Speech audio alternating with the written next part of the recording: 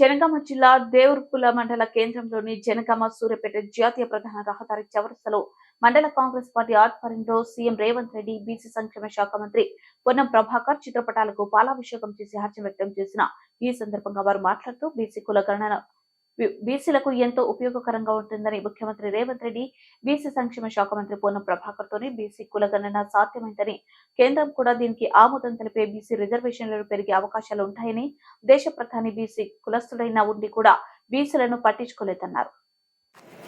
అసెంబ్లీలో పొన్నం ప్రభాకర్ గారి బీసీ గణన చేసినందున మన రాహుల్ గాంధీ గారు జూడో యాత్రలో కూడా బీసీ గణన చేస్తా అని చెప్పాడు. దాని విధంగా కూడా పార్లమెంట్ లో కూడా బీసీ గణన చేయాలని కాంగ్రెస్ పార్టీ అసెంబ్లీలో చేసినటువంటి కుల గణాంకాల తీర్మానాన్ని ఆమోదపరిచినందుకు తెలంగాణ రాష్ట్ర ముఖ్యమంత్రి వర్యులు రేవంత్ రెడ్డి గారికి, అలాగే వారి సహచర మంత్రివర్గానికి కూడా ప్రత్యేక ధన్యవాదాలు తెలియజేస్తున్నాం.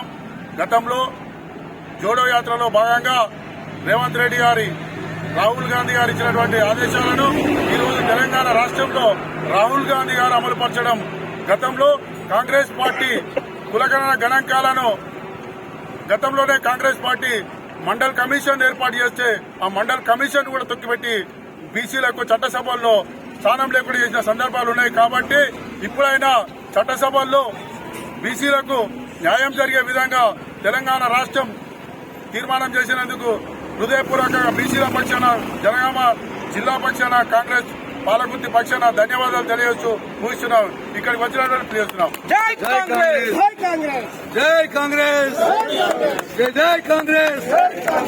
రేవంత్ రెడ్డి గారి నాయకత్వం, రేవంత్ రెడ్డి గారి నాయకత్వం. జై కాంగ్రెస్, జై బీసీల కులగణనకు ఆమోదం తెలిపినటువంటి రేవంత్ రెడ్డి గారికి, కాంగ్రెస్ కృతజ్ఞత తెలుపుతూ ఈరోజు పాలాభిషేకం చేయడం జరిగింది. ధన్యవాదాలు.